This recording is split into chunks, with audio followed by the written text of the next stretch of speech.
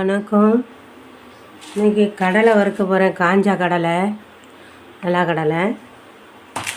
எங்கள் வீட்டில் நான் எப்படி வறுக்கன்னு காட்டிக்கிறேன். மண் நல்லா காஞ்ச மண் போட்டு சட்டியில் ஃபஸ்ட்டு சூடி ஏற்றிக்கிட்டு அதுக்கப்புறமா கடலை போட்டு வறுக்கணும். அப்போ தான் நல்லா கடலை வறுபடும். கொஞ்சம் மண் குருத்து மண் போட்டிருக்கேன்.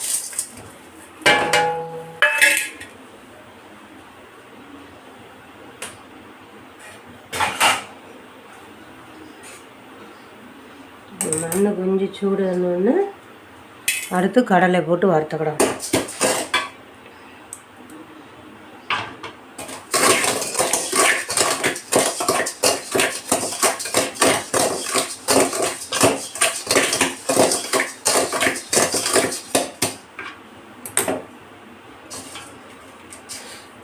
மண் நல்லா சூடேற ஆரம்பிச்சிட்டு இப்போ கடலை, இந்த காஞ்ச கடலை போட்டு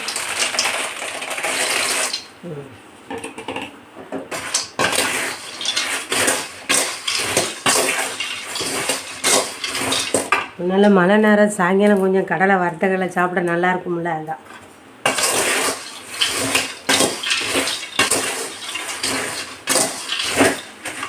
பக்கத்து வீட்டில் கொடுத்தாங்க. அவங்க வயக்காட்டு பிஞ்சக்காட்டில் உள்ளதான்.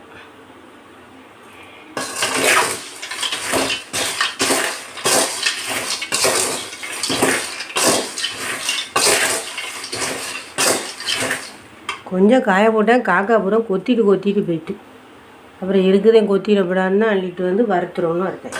அதில் ஏற்கனவே நல்லா காஞ்சி.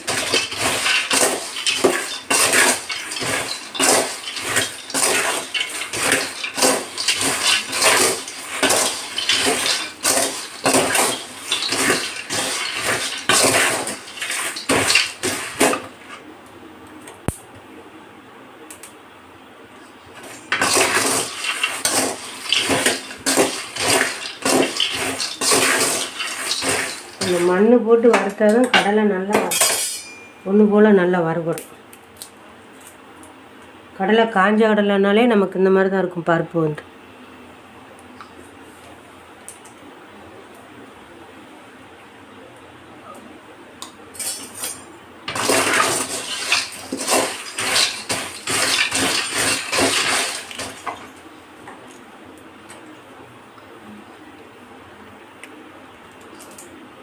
கடலை நல்லா வேக ஆரம்பிச்சு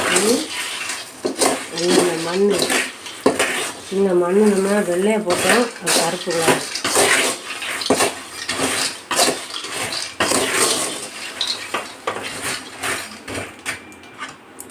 பச்சை கடலையாக கிடச்சா கூட வாங்கி கொஞ்சம் நல்லா வெயில் காய போட்டு வச்சுட்டு கூட நம்ம வறுக்கலாம். ஒரு 2 நாள் நல்லா காய போட்டாலும் போகும். அதை அப்படி வறுத்து சாப்பிடுவோம்.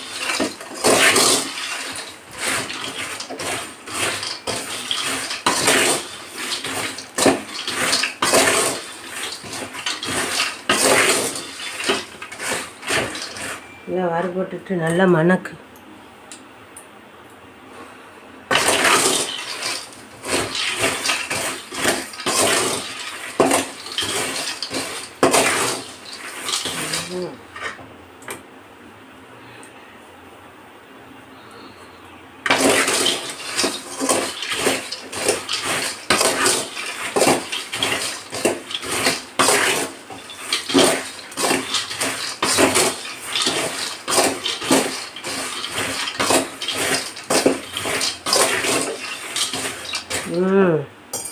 நல்லா வறுத்தாச்சு. இந்த மண்ணை சலிக்கணும். கடலை நல்லா வறுத்தாச்சு. இப்போ இந்த மாதிரி பாத்திரத்தை வச்சுட்டு அரைப்பதில் வச்சு விட வேண்டியது. அரைப்பதில் வச்சுட்டோம்னா மண்ணில் துணுக்கணும்.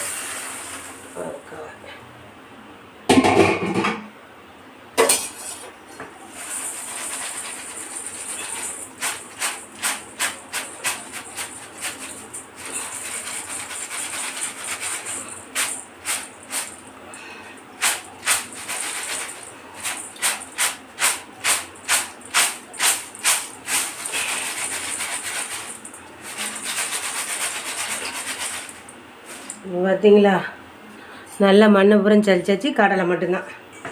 இந்த மண் அது வந்து வெள்ளை அரிஞ்சு வறுக்க கருப்பாயிரும்ல. கடலையை நல்லா வறுத்துட்டேன். வெந்திருக்கான்னு பார்த்துக்கலாம். சுடுது சுடுது.